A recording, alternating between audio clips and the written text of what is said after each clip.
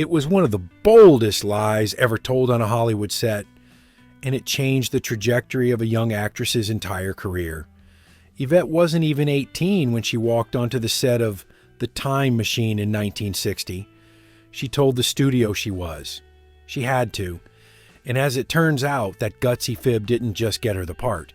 It led to a performance that stunned the cast and crew and helped cement this film as a sci-fi classic.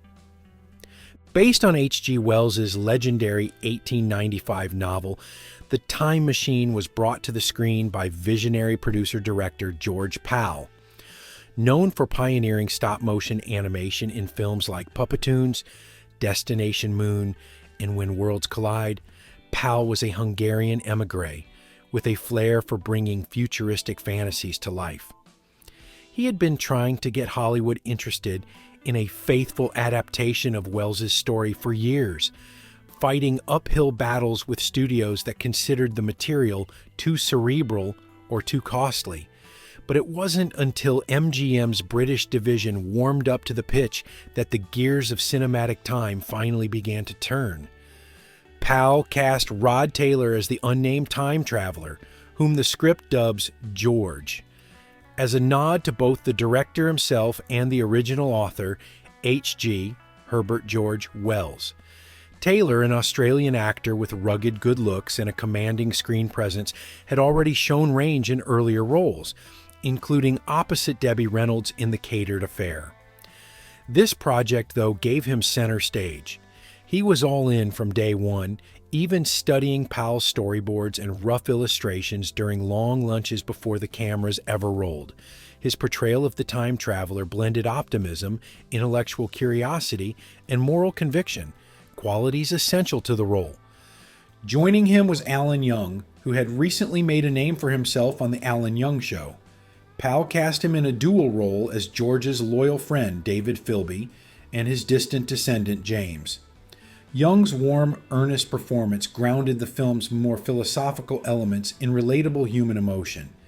And then there was Yvette, the virtual unknown who would play Weena, the delicate, ethereal Eloy woman of the distant future. In the story, the time traveler constructs a device capable of moving through time and journeys from Victorian London into the unknowable future. He witnesses the rapid industrialization of the early 20th century, the outbreak of World War I, and the devastation of nuclear war. When he finally lands in the year 800-2701, he finds a world divided between two post-human species. The passive, pleasure-seeking Eloi, who dwell on the surface, and the brutish, light-fearing Morlocks, who lurk underground and harvest the Eloi like livestock. George quickly realizes that the Eloi's idyllic lives mask a horrifying truth, and he's determined to do something about it. Despite its philosophical underpinnings, the film remains a thrilling adventure. As George and Weena evade the Morlocks and navigate the ruins of a lost civilization, the movie explores themes of decay, entropy, and the cyclical nature of human progress. The time traveler ultimately returns to his own time, only to vanish again, leaving behind a message of hope and the idea that the future is what we choose to make of it. Shot in just 29 days on a tight budget, The Time Machine pulled off some truly innovative effects for its time. Pal's team used time-lapse photography and stop motion to show decades and centuries flying by in a visual ballet. From fashion changes in a department store window to volcanic eruptions and the shifting of coastlines, time itself became a character. The design of the time machine, a brass, wood, and crystal contraption resembling a Victorian sled fused with a gyroscope, was inspired by Pal's childhood memories of sledding and proved so memorable that it became an enduring symbol of time travel in pop culture. Cost-cutting ingenuity was everywhere. The production reused props and set pieces from Forbidden Planet, 1956, including the navigation globe and various background panels. The spinning disc on the time machine was originally intended to rotate clockwise for the future, and counterclockwise for the past. But that mechanical ambition was scrapped due to cost and complexity. One charming detail that fans love is the Easter egg during the 1966 air raid scene. As chaos erupts, a young girl pauses in the street to pick up a small toy. It's a Woody Woodpecker figurine. This wasn't random. Pal was close friends with Woody's creator, Walter Lantz, and the toy served as a personal nod to their friendship. Yvette's story, though, might be the most fascinating of all. She was just 17 during casting, but knew the studio wouldn't risk hiring a minor for such a pivotal role, especially with the demanding schedule. So she fibbed, claiming she was 18.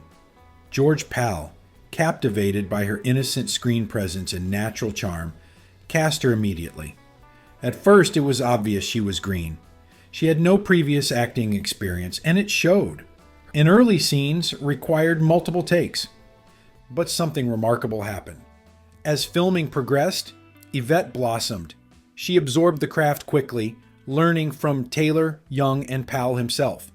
Her improvement was so dramatic that Pal made the unusual choice to reshoot several early scenes just to better reflect her newfound poise and emotional depth.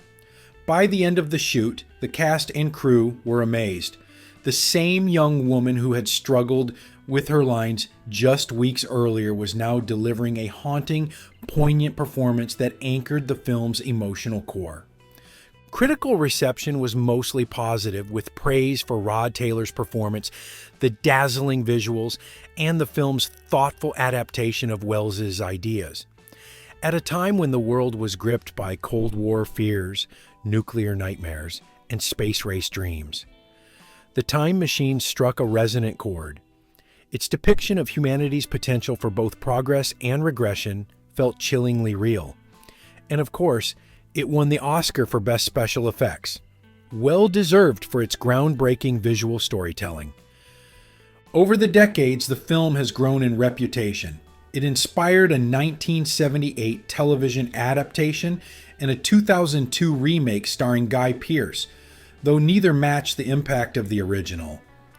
Its influence has seeped into other science fiction works, from Doctor Who to Back to the Future, and it remains a favorite among genre fans and filmmakers alike. Now it's time to hear from you. What's your favorite moment from The Time Machine? And did you know Yvette had to bend the truth to land her iconic role? Drop your thoughts in the comments below.